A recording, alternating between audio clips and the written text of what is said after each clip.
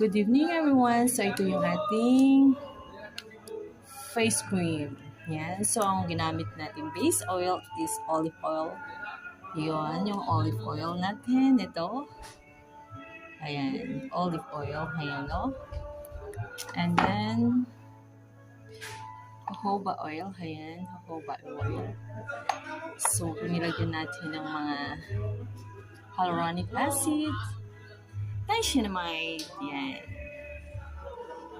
Yan, ayan, niacinamide, kojic acid, salicylic acid, yan, shea butter. Different kind of whitening. Ito, ayan, whitening yan, whitening. Ito,